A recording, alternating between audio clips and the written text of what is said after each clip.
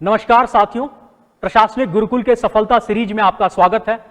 इस बार हम labour laws के ऊपर और लेबर वेलफेयर के ऊपर कुछ क्वेश्चंस डिस्कस करेंगे। ठीक है। Question number 1, paternalistic approach for labour welfare is associated with options are early phase of industrialisation, working of large industrial company, joint stock companies, gender sensitisation at work place, increasing the efficiency of labour. देख लीजिए paternalistic approach क्या है ना, parents से paternalistic आया है। तो paternalistic approach क्या कहता है कि जब हम वेलफेयर करेंगे ना लेबर का, तो इससे कंपनी का भी फायदा होगा। और वेलफेयर ऑफ लेबर इंडिविजुअली कब हो सकता है? जब जो कैपिटलिस्ट है या जो फिर ओनर ऑफ द फैक्ट्री है, they know the each worker personally. और ये कब होता था? तब होता था जब इंडस्ट्रियल रिवॉल्यूशन या इंडस्ट्रियल एरा अपने प्राइमरी फेज में था। प्राइमरी मतलब स्टार्टिंग वाले फेज में था। तब जो आपके प्रोड्यूसर्स थे, जो इंडस्ट्रियलिस्ट थे, they were knowing each and every one of his worker and their problems as well, so they had developed a sort of parental relationship with their employees. So it is a phenomena associated with early phase of industrialisation. ठीक है। Now moving to question number 2. Functional theory of labor welfare is based on the assumption of A. If better welfare facilities are provided, it will make worker more efficient. ठीक है। Improving the condition of employees is morally binding on industrialist. C. Welfare activities are provided to the workers so as to generate a goodwill for the product. देखिए functional theory assumption इस बात पे रखता है कि अगर एम्प्लॉय का welfare आप कीजिएगा ना, तो एम्प्लॉय एफिशिएंटली परफॉर्म करेंगे। ये ए ऑप्शन है। गुडविल के लिए नहीं करता है और मोरालिटी के लिए तो बिल्कुल भी नहीं करता है। ठीक है। लॉजिक क्या है? You take care of me, I will take care of you. Question number 3, trusteeship theory is also known as. देखिए फंक्शनल थ्योरी तो आप समझिए, इसमें क्या होता है? म्यूचुअलिज्म है, हमारा फायदा और आपका फायदा जुड़ा हुआ है। ठीक है। प्लकेटिंग थ्योरी का मतलब क्या है? प्लकेट करना, जो क्रोधित हो उसको शांत करना।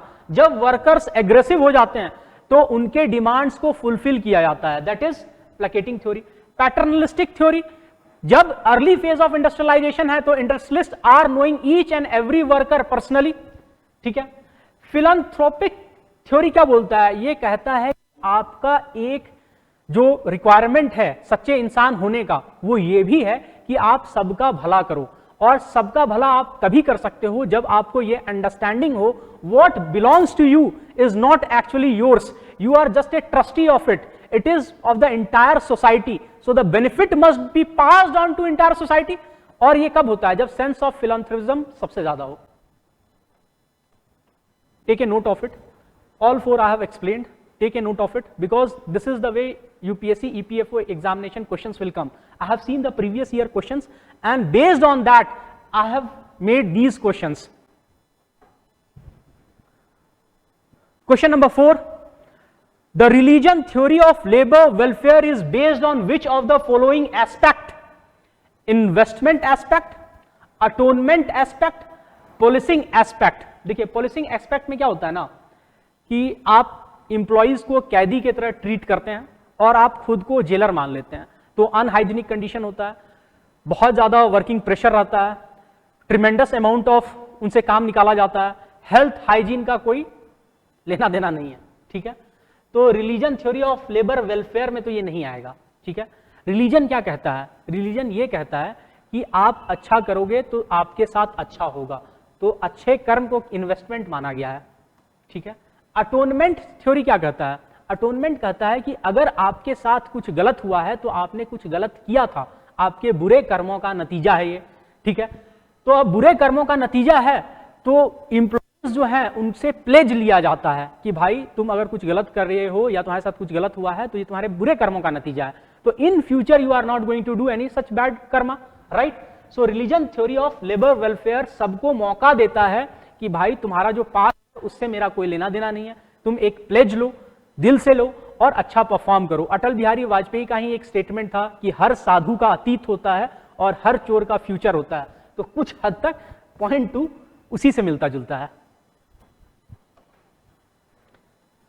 Question number 5, this type of question has been a regular phenomena in UPSC prelims for civil services and EPFO examination and various other examination conducted by state PCS as well. So question number 5, the estimate committee is a committee of selected member of parliament, ठीक है, for the purpose of scrutinizing of expenditure and utilization of fund. किसके expenditure and utilization of fund? जो government के ministries होते हैं और programmes होते हैं उसके. It also suggests alternative policy for bringing efficiency in administration. जब एस्टिमेट कमिटी स्क्रूटनाइज कर रहा है तो फालतू का स्क्रूटनाइज थोड़ी करेगा, कुछ तो सजेशन देगा ना कि ये अच्छा है, दूसरे जहां भी अप्लाई करो, या इससे और अच्छा कर सकते हो और इस वाले पार्ट को इग्नोर करो, right. It provides equal representation to the member of Rajya Sabha. नहीं, देखिए इसका लॉजिक है, अब गवर्नमेंट का पॉलिसी प्रोग्राम डिपार्टमेंट की स्क्रूटनी चल रही है, तो राज्यसभा में तो हो सकता है government of the day may not have majority, ठीक है, but the government of the day has majority in Lok Sabha. Second, Lok Sabha is directly responsible to the people of India और उन्हीं से रिलेटेड प्रोग्राम्स हैं, डिपार्टमेंट्स हैं, प्रोजेक्ट हैं, तो इसमें राज्यसभा को रिप्रेजेंटेशन नहीं दिया गया है. इनकरेक्ट स्टेटमेंट क्या है? ओनली 3 है. देखिए 3 जो फाइनेंस और इकोनॉमी से रिलेटेड कमिटी है ना, उसमें से एक ये है, फिर है आपका पब्लिक अकाउंट कमिटी, फिर है आपका पब्लिक अंडरटेकिंग पीएसयू के ऊपर जो कमिटी होती है, ठीक है. पब्लिक अकाउंट कमिटी सबसे बड़ी कमिटी होती है और ये 3 कमिटी मैंने मेंशन कर दिया आपको, ठीक है. Let's move to question number 6. Consider the following with respect to prorogation of the parliament. देखिए प्रोरोगेशन ऑफ पार्लियामेंट क्या करता है? It terminates the sitting and session of the house. सही करता है. It is done by the Lok Sabha speaker. गलत. President. Speaker साहब तो सिर्फ एडजर्नमेंट कराते हैं, ठीक है. It also does not affect the bill or any other business pending before the house. नहीं अफेक्ट करता है, दोबारा मिलना है सॉल्व कर लेंगे, ठीक है, लेकिन उसका नोटिफिकेशन देना होगा. एक्सेप्ट जिसके न्यू बिल के इंट्रोडक्शन का नोटिफिकेशन है उसको छोड़ करके बाकी सारे का नोटिफिकेशन देना होगा, तब जाकर के लिया जाएगा.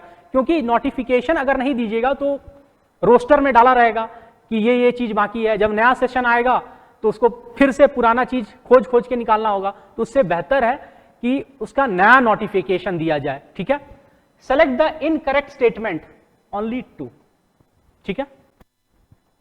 Moving to question number 7, which of the following office stands vacant with the dissolution of parliament. इनमें से कौन सा इमीडिएटली वेकेंट हो जाता है जैसे ही लोकसभा को डिसॉल्व किया जाता है? देखिए पार्लियामेंट जो है ना वो 3 चीज से बना हुआ है, लोकसभा, राज्यसभा एंड प्रेसिडेंट, ठीक है. डिसॉल्व कौन होते हैं? लोकसभा होते हैं. तो प्रेसिडेंट को क्या चाहिए? प्राइम मिनिस्टर हमेशा चाहिए. तो प्राइम मिनिस्टर तब तक रहेगा जब तक दूसरा प्राइम मिनिस्टर अपॉइंट नहीं हो जाते हैं, ठीक है. तो it does not stand vacant, ठीक है. द स्पीकर ऑफ लोकसभा, नहीं, ये भी वैकेंट नहीं होते हैं, ठीक है. जब तक नेक्स्ट सेशन असेंबल होकर एक नया स्पीकर नियुक्त नहीं कर लेती है तब तक इनका भी पोजीशन वेकेंट नहीं होता है.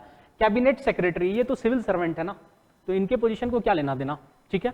Senior most civil servant. Select the right option, none, ठीक है. Question number 8, which of the following does not features in 8th schedule of parliament. See this has become important because of ongoing this mass movement in West Bengal, Odisha and Jharkhand by one of the supposedly community which is claiming its ST status or tribal status, ठीक है. तो आपके options हैं Sindhi, Nepali, Konkani, Khortha, Santhali and Kurmali, ठीक है. इनमें से कौन 8th शेड्यूल में नहीं है? देखिए सिंधी है, नेपाली है, कोंकणी है, खोरथा नहीं है. खोरथा एक तरह का ट्राइबल और नॉन ट्राइबल के बीच में लिंकिंग लैंग्वेज था साउथ बिहार में, जो प्रेजेंटली झारखंड हो गया, ठीक है. तो इसको मगधी लैंग्वेज जो है उसका एक तरह से एक्सटेंशन भी माना जाता है. संथाली है. कुरमाली का डिमांड चल रहा है जिसकी वजह से मैंने ये क्वेश्चन डिस्कस किया है. There is a community known as Mahato Kurmi, ठीक है. It is found in Jharkhand, West Bengal and portions of Orissa.